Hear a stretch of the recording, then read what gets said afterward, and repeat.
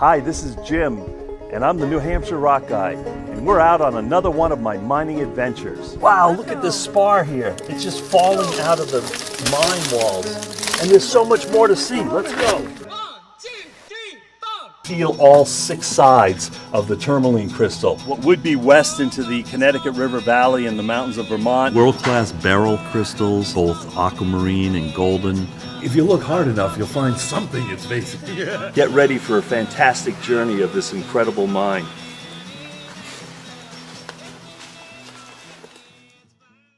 Hi, this is Jim Pecora, mining historian for the Alstead or Keene Pegmatite district. We're at the heart of the mining district today here in Alstead, New Hampshire, at the edge of what's known as the Big Mine, or the Gilsum Mine. It actually has several names because it got so big over time, it consumed prior mines. What's really cool about this site is it's New Hampshire's second oldest mica mine. They started mining mica here in 1810, and we just picked up a couple of pieces from the ground. We have both muscovite mica, which is silver, not the best example, and biotite mica, which is black, or so it's white and black mica. Mica was the oldest mine material in New Hampshire, but to bring it from 1810 forward, during World War II, there was a book produced called the Pegmatite Investigations of this area.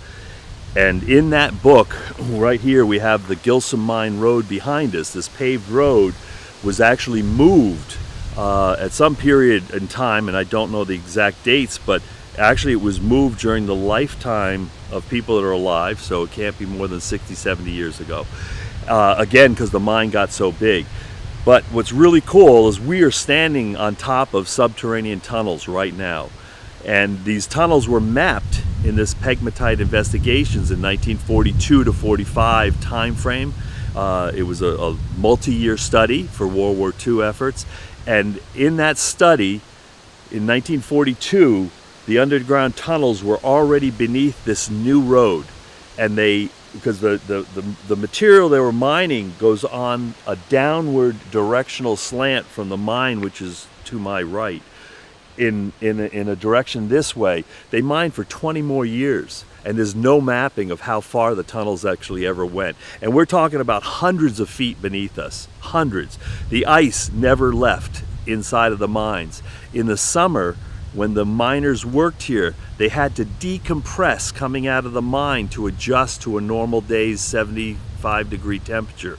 So they would come up to a certain level and they would sit and rest before climbing further out of the mine, because the temperature difference was so drastic all year long in this mine. So this is the most cavernous mine, the largest mine, and the most historic mine that we have in Alstead.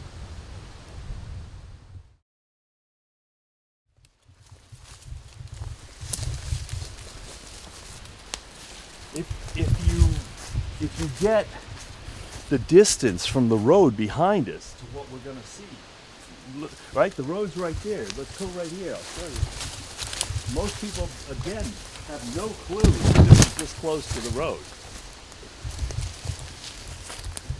So this was a mica. Mica doesn't grow straight in straight lines, so this was a channel that was carved out for the extraction of mica, and it's been backfilled. So this channel went very, very close to the road. The underground tunnels we're talking about are much lower than here, and we'll talk about that up at the edge.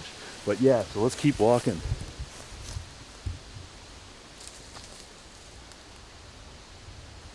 We're again at the Big Mine in Alstead, New Hampshire, and we're at a point where there was a vein of mica that was mined many, many years ago. Unfortunately, we don't have great records to know just when.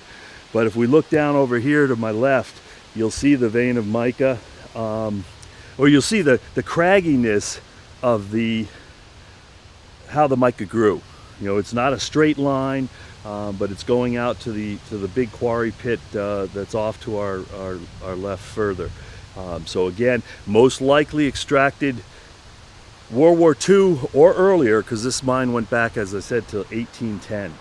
But they were much smaller mining operations in the early days.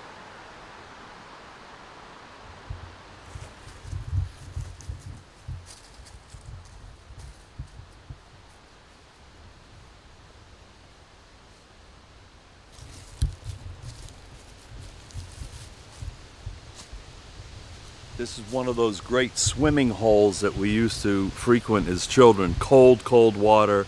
It was more turquoise green when we were younger, and it's gotten darker, but it's still a beautiful emerald green quarry. And we're at the steepest side of the quarry.